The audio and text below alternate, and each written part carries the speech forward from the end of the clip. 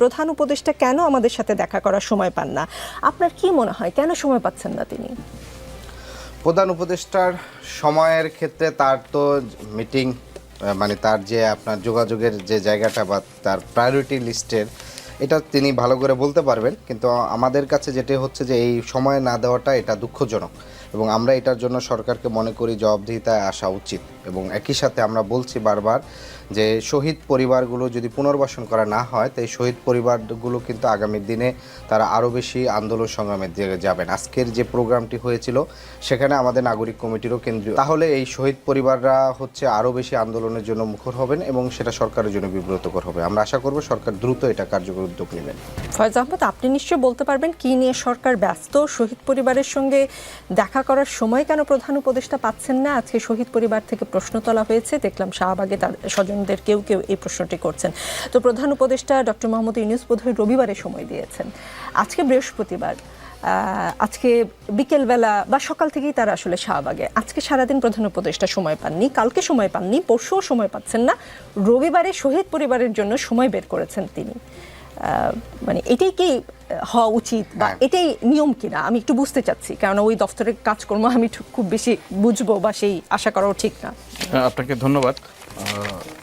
আপনি যেটা বলছেন যে শহীদ পরিবারের সঙ্গে কেন দেখা করছে না মাননীয় প্রধান উপদেষ্টা, বিষয়টা আসলে ঠিক নয়।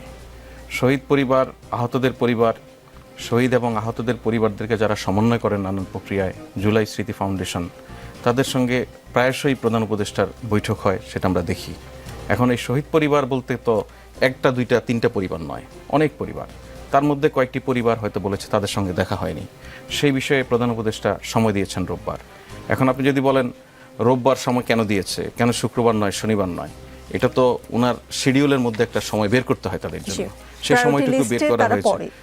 অফকোর্স আপনি রোববারকে প্রায়োরিটি কেন বলছেন না? সপ্তাহের প্রথম দিন চিকিৎসা নিয়ে ওই অর্থে কারো তেমন কোনো অভিযোগ নেই। পুনর্বাসনটা একটা গুরুত্বপূর্ণ বিষয়, আমরা অভিযোগ পাই। হ্যাঁ, আপনারা পান, সেই আপনাদের অভিযোগগুলি দেখে আমরাও ব্যবস্থা নেই। তো মূল যেই বিষয়টা আমাদের সামনে বেশিরভাগ সময় আসে সেটা হচ্ছে পুনর্বাসন। এই পুনর্বাসন প্রক্রিয়াটা কিন্তু থেমে নেই। সরকার এই বিষয়টা তার প্রায়োরিটি লিস্টেই আছে। ফুডকার্ট চালায় সে, অপরাধ 4 নম্বর মামলার সে চাক্ষুষ সাক্ষী, সে নিজেই যেহেতু ভুক্তভোগী, দেখুন আপনি এখনো ফুডকার্ট চালায়। কিন্তু আপনার সরকার যে পুনর্বাসন প্রক্রিয়া, সেই প্রক্রিয়ায় আমরা দেখছি প্রতিনিয়তই অগ্রগতি হচ্ছে। বিভিন্ন বিদেশ থেকে চিকিৎসকদেরকে নিয়ে আসা হয়েছে, 30 জনকে বিদেশে পাঠানো হয়েছে, তাদের চিকিৎসার ব্যবস্থা করা হচ্ছে। এ বিষয়ে সরকার আসলে বসে নেই। তো একটা ইন্ডিভিজুয়াল কেসের ক্ষেত্রে কোনো কারণে সে যোগাযোগ থেকে হয়তো সঠিকভাবে হয়নি, সেক্ষেত্রে আপনাদের প্রতিবেদন আমাদেরকে সহায়তা করে, সেই জায়গাগুলিতে অ্যাড্রেস করার সুযোগ তৈরি করে। এটা আপনাদের যেমন জায়গা থেকে দায়িত্বশীল কাজ আপনারা করছেন, সরকারও আপনাদের এই দায়িত্বশীলতাকে প্রশংসা করে, সেই জায়গাগুলিকে অ্যাড্রেস করার চেষ্টা করে। রাতুর আন্তর্জাতিক অপরাধ ট্রাইব্যুনালের 4 নম্বর মামলার অভিযোগকারী এবং ভুক্তভোগী যারা এই মামলাগুলোর সাক্ষী, তাদের সুরক্ষার বিষয়ে সরকার আসলেই কি যথাযথ পদক্ষেপ নিচ্ছে? সেই বিষয়ে ফয়েজ আহমদ, মাজারে ভাঙচুর হলে, নারী ফুটবলাররা খেলতে না পারলে, সারা দেশে ভাঙচুরের ঘটনা ঘটলে অন্তর্বর্তী সরকারের প্রেস উইং বিবৃতি দেয়। আজকেও আমরা একটা বিবৃতি পেয়েছি। বিবৃতি দেওয়া ছাড়া সরকার দৃশ্যমান আর কি কি পদক্ষেপ নিয়েছে বা নিচ্ছে, নাকি বিবৃতি দেওয়াই আসলে সরকারের কাজ? এটা আপনার কাছে কেন মনে হচ্ছে আমি জানি না। মাজার ভাঙচুর হলে বিবৃতি দেয়া মানে কি? সরকার কি করতে হবে, সরকারের কি অবস্থান, সেই জায়গাটা পরিষ্কার করে। সরকার যে জায়গাটা পরিষ্কার করে সেখানে তো সরকারের ভিতরে কাজ না করে কিছু বলার কোনো জায়গা নেই, কাজ করেই সেটা বলে। মাজার ভাঙচুরের ক্ষেত্রে অনেক সময় আমরা অনেকগুলি ঘটনা দেখেছি, মাজার ভাঙচুরের ঘটনা ঘটেছে। ভাঙচুরের ঘটনাটা যেভাবে আলোচনা হয়, তাদের বিরুদ্ধে যে ব্যবস্থাটা নেওয়া হয়, ওই ঘটনায় যারা অ্যারেস্ট হয় সেই বিষয়টা ওভাবে আলোচনা হয় না।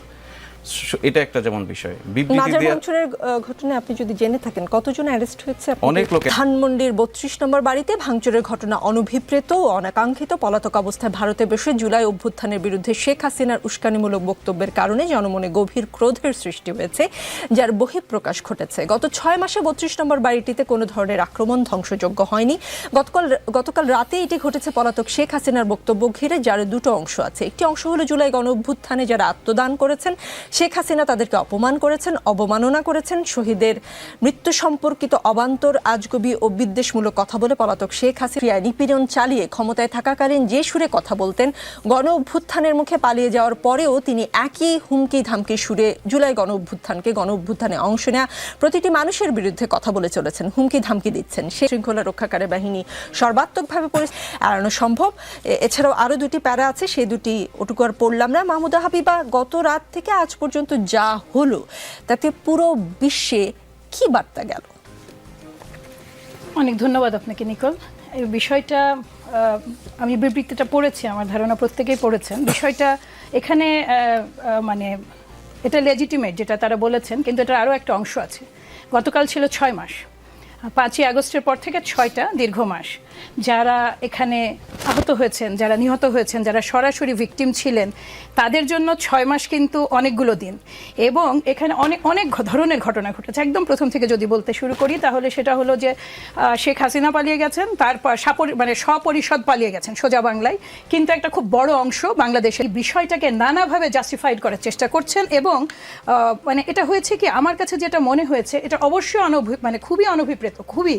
কিন্তু আপনি খুব খেয়াল করে দেখেন যে উস্কানির ধরনগুলো, যদি আমরা আরও 2 মাস আগে থেকে পিছিয়ে যাই, একেবারে টার্গেট করে করে যে ছাত্ররা এটাতে অংশ নিয়েছিলেন, যারা এটার অংশীদার ছিলেন, আমি বাংলাদেশ জাতীয়তাবাদী দল কিংবা কোনো রাজনৈতিক দলের কথা বলছি না, একেবারে ব্যক্তি বিশেষকে ডেকে একেবারে নাম ধরে ধরে হুমকি দেওয়া হয়েছে, তাদের অ্যাড্রেস ফেসবুকে প্রচার করা হচ্ছে। এবং এই বাংলাদেশে বসে খুব উস্কানিমূলক কথাবার্তা এক ধরনের অসহিষ্ণু আচরণের জন্ম দিয়েছে। এর বাইরে আপনি যদি খেয়াল করেন যে বেশ কিছু রাঘব বোয়াল ওই সময় ধরা পড়েছিলেন। পলক এবং পলকের সাথে হাসান মাহমুদ এয়ারপোর্ট থেকে তখন শোনা গেছে, এবং বিশ্বস্ত সূত্রে জানা যায় যে তাকেও বিমানবন্দরের কর্মীরা হস্তান্তর করেছিল আইন শৃঙ্খলা রক্ষাকারী বাহিনীর কাছে। ঠিক কয়েকদিনের মাথায় তাকে বেলজিয়ামে দেখা গেল। এই সমস্ত অপরাধীরা প্রত্যেকে অত্যন্ত দম্ভের সাথে বিভিন্ন দেশ থেকে বার্তা দিচ্ছেন, কথা বলছেন, এবং ধরন খুব ভয়ঙ্কর। মানুষের মধ্যে ক্ষোভ জাগ্রত হচ্ছে। এইটা রেমিশন হতে পারত যদি সরকারকে, আমি অবশ্যই বলবো যে দায় নিতেই হবে। কোন অংশের? বিচার কাজ চলছে কিন্তু স্লো, আর একটু দৃশ্যমান হওয়া প্রয়োজন। আপনি স্বস্তিটা কোন পয়েন্টে পাবেন? সাধারণ মানুষ কোন পয়েন্টে যে হাতে তুলে নিচ্ছে বা ভাবছে যে 32 নম্বর ভাঙলেই বোধহয় সমাধান হবে? বিষয়টা হচ্ছে যে তাদের মনে হচ্ছে যে সিম্বল হিসাবে 32 নম্বরটাকে যদি আমরা ঘুরিয়ে পরিকল্পিতভাবে এই উস্কানিটা দিয়ে এই ধরনের একটা ধ্বংসযজ্ঞ চালানো হয়েছে। কারণ দায়টা যেন সরকারকে নিতে হয়, দায়টা যেন আলটিমেটলি সরকারের কাঁধে যায়, যে সরকার, অন্তর্বর্তীকালীন সরকার থাকার পরেও এতগুলো মানুষের উপস্থিতিতে একটা বাড়ি ভাঙচুর করা হয়েছে। ঠিক আছে, আপনি মনে রাখবেন, ফাঁসির আসামি যাকে ফাঁসি দেওয়া হবে তাকেও আমরা মব লিঞ্চিংয়ের হাতে ছাড়বো না, তাকে ফাঁসি কাঠেই ঝুলতে হবে। একদল লোক তার উপরে ক্ষুব্ধ বলে তাকে ফাঁসিতে ঝুলিয়ে দিবেন, বাইরে রাস্তায় বের করে নিয়ে গেলে, তাইলে কিন্তু আইনের শাসন ব্যাহত হয়। কাজে ওই পয়েন্টে দাঁড়িয়ে আমরা কিন্তু আইনের শাসন প্রতিষ্ঠার পয়েন্টে দাঁড়িয়েছি।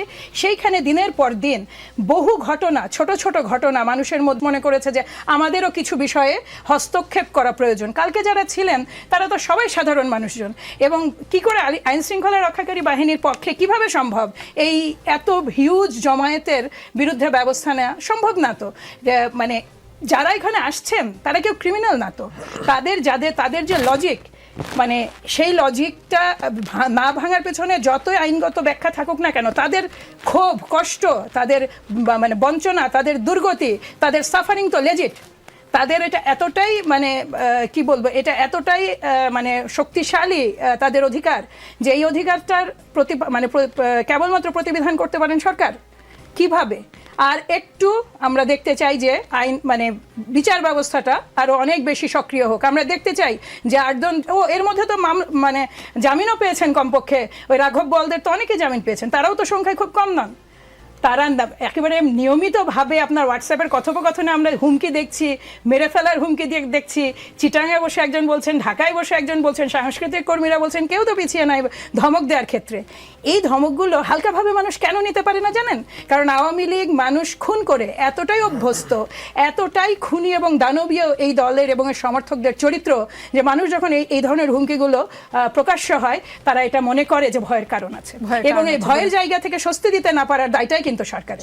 এবং এই যে আপনি বললেন আন্তর্জাতিকভাবে, এটা অবশ্যই আন্তর্জাতিকভাবে আমাদের জন্য একটা খুব হিউজ একটা দুর্বলতা, কিন্তু এট দ্য সেম টাইম আপনি ইনস্টিগেশন পয়েন্টগুলো দেখতে থাকেন। এই সরকার যাদের নিয়ে কাজ করছেন, দিন শেষে এই জনপ্রশাসন বলেন, এই আপনার আইন শৃঙ্খলা রক্ষাকারী বাহিনী বলেন, এরা সবাই তো ঘুরিয়ে ফিরিয়ে মানে এক অর্থে যতই আপনি বলেন না কেন, এটা তো তাদের নয়। ফলে তাদের অ্যাকশন যদি মানে একটা স্বাভাবিক জনপ্রশাসন তাদের আন্ডারে থাকতো, একটা স্বাভাবিক আইন শৃঙ্খলা রক্ষাকারী বাহিনীকে যদি তারা পরিচালনা করতেন, তখন এই কাজটা যতখানি সহজ হতো, কোনোভাবেই সেটা তাদের জন্য হয়ে উঠছে না। এবং এইটাই মানে এই মেসেজ অবশ্যই ভালো নয়, কিন্তু অ্যাট দ্য সেম টাইম মনে রাখবেন যেটা কিন্তু সেই 5 আগস্টের জনরোষ, যেটা তারা কিন্তু অপেক্ষাও করেছে গত 5 মাস। গতকালকে শেখ হাসিনা আসবে না কেন, লাইভে এসে তার মতো যেখানে খুশি যা খুশি বলুক, সেটা নিয়ে মাথা ব্যথা নেই, কিন্তু ভাষা যখন হুমকির, ভাষা যখন ধমকের, ভাষা যখন জন বেছে বেছে শাস্তি দেওয়ার, তখন কি বলার থাকতে পারে? তখন শুরু হামলার ঘটনায় আইন ও সালিশ কেন্দ্র তীব্র নিন্দা জানিয়েছে। এই ঘটনাগুলোকে আইনের শাসন, আইনের সমান আশ্রয়ের লাভ ও আইনের যথাযথ প্রয়োগের পরিপন্থী বলে আশোক মনে করে। গণমাধ্যমে সংস্থাটি এরকম লিখে একটা বিবৃতি পাঠিয়েছে। রাশেদ খান, আশোকের বিবৃতি